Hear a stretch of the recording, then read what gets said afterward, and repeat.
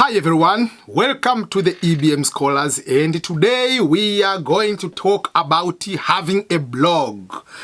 Why you should start blogging, why you should start to create your own blog and do blogging, become a blogger.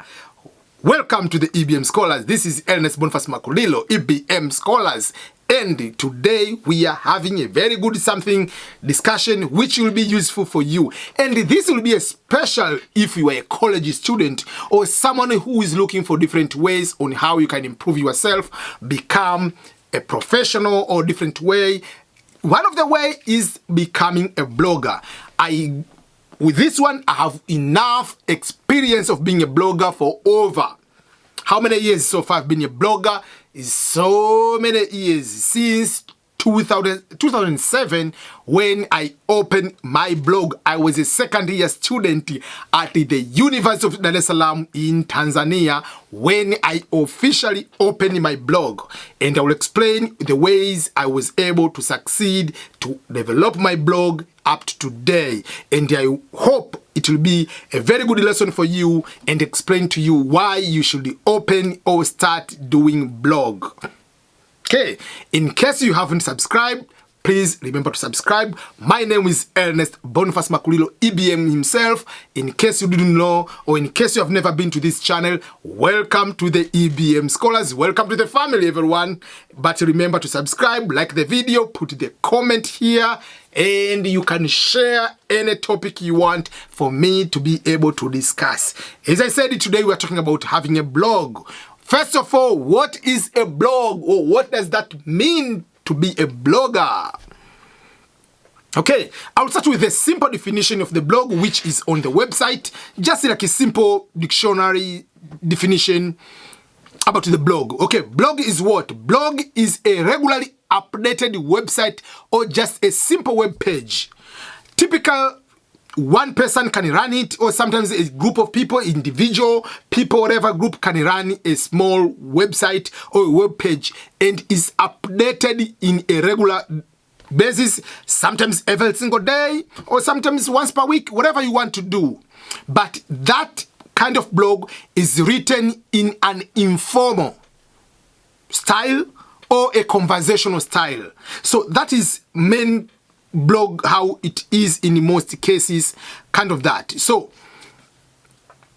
but in order to have a blog, obviously you need to have a Gmail account. And how to open your blog is just a very simple. You go to blogger.com, whatever, is a very simple way. There are so many YouTube videos on how you can open a blog. You can create your own blog within 3 minutes.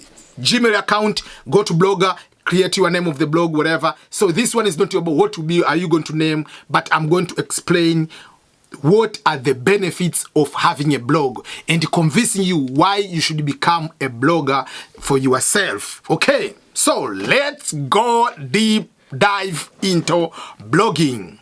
First of all, to have a blog, it is free of charge. You don't need to pay anything to have a blog.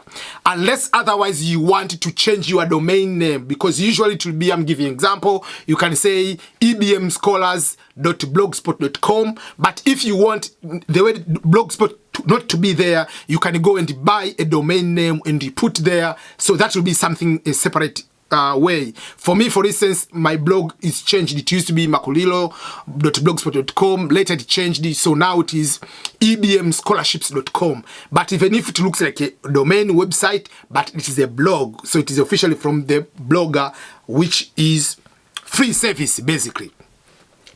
So in the blog, as I said, it is something some people they do like informal or conversational style, is run by individual, updated in daily or regularly, kind of that.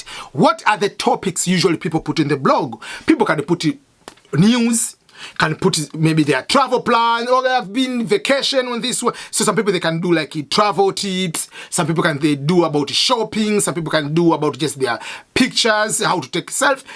there are so many things some people can do. Have a blog, just analytics about soccer, analysis about politics, analysis about economy. So you can have so many things about blog. But other people, they take it to more professional way. So if you can go like even in CNN, Fox, or this big BBC, sometimes they can have official website. In their website, they can have a blog where they are professional people can be updating certain kind of things over there. So sometimes like people can have their own pages into the CNN and have some blog. So those are more official compared to the normal your personal blog. So those are the things you can be having. So what are the benefits of becoming a blogger? What benefits do I have, if I can say? And like before going into benefits, like the biggest part of blog, in order to see the benefits I'm going to talk, is you need to know what kind of topics are you going to be sharing. What things are you passionate about, and what things are you knowledgeable on, you can be able to share. So for instance, I'm giving an example. I'm not good in science, I'm not good in math, so why should I start a blog about science? No. I'm not a journalist, I'm not a news person. So if you start a blog about sharing news, like what is happening in the news, in the end you'll be ending up copying the paste, because there are people who are expert, there are people who are in news station, they are good into reporting that one. So don't be a reporter if you are not a reporter. Most of the blogs which are doing well, people are sharing their personal views, sharing their personal experience, sharing their personal knowledge on certain things. Those are the blogs which develop, which can sustain for a long time. So, what are the benefits of having a blog? For me, my blog is a scholarship blog, education blog. So anything about education, about how to get scholarships, how can you get admission, where can you apply, where can you get the visa, all those things are in my blog. So for me, I just focus my blog is about education, because I know a lot about visas. I know a lot about interviews. I know a lot about scholarships, education overseas. So I'm not good into going to put the news about it was raining somewhere, there is a flood. I leave that one for the people who are knowledgeable, and the passion is that way. For me, I'm passionate about overseas life. I'm passionate about scholarships. So that is the area. So one, I become authority. This is the advantage. So for me, I'm authority into books or information about scholarships. So because I've been blogging from 2007 to today about scholarships, about education overseas. So if you go to the Google search and write Ernest Boniface Makulilo on the Google search, 99% it will come things about education, things about positive. So that's, I can give you an example. And through that, for instance, I can show you some of the examples here. So it gave me the advantage. So these are the two books I've already published about scholarships. And this is the third one, which is already there, which is scholarship for PhD. So because I've been blogging from 2007 up to today, in the end I've become authority of scholarships. I'm so much knowledgeable about scholarships. I go and get all this information. I've been advising people a lot about scholarships. I know the mistakes people are doing, and I'm sharing, making the books. So I have 3 books about scholarship. This is a Swahili book. It's called Uthamini Ugaibuni, Scholarship Overseas. This is the true memoirs of the scholarship guy. I'm explaining how I got all these scholarships. And this is the scholarships for people to come to study in America for PhD only. So all those things is because I have been blogging. So today I'm authority. When it comes to scholarships, people can listen to me. I can advise to people. I've been invited to so many places to talk about scholarships. And for instance, if I apply today a job to go to become international student advisor, scholarship advisor into a university, it is easier for me to get a job because I have over 12 years of work experience about advising. Even if I'm doing for free, but I have that evidence. I've been constantly doing this since 2007. Then I can show 3 books about scholarships. So those are the advantages I can get by doing that way. You can be able to do that. So for instance, you are a college student. As I said, I was doing this one while I was a student, second year. Assume you started first year as a journalist. You have been doing videos, interviews, finding people even from your campus, interviewing your, student or student body of your leaders, going to whatever human rights or environmental organization, interview them, put on your blog, give your perspective on certain things, your opinion. After 3 years, 4 years, you're going to look for a job in any magazine. You become expert on that particular topic in interviewing into certain kind of analysis. So you become authority on something. You have work experience on something. You want to become a political science analyst? How are you going to become an analyst while you have never written any column into any newspaper to show that you are a good analyst? So by having a blog, giving those kind of like democratization, all those, whatever economics you are, all this, you create some sort of authority, ownership of knowledge you have. You don't need to think that you have to be expert into completely like in Newton to be having a blog. No. So that is number one, become authority. But another thing is you are building your professional life. Like I said, like now I have enough, like I can, even like as you go to Google, like I can just go any place like my professional life. Oh, I have 12 years, whatever years of experience on this one. So I can create a professional life on this one. I can create now, I decided I can create my business, like I can create a company, like I'm officially, you pay me to become scholarship consultant.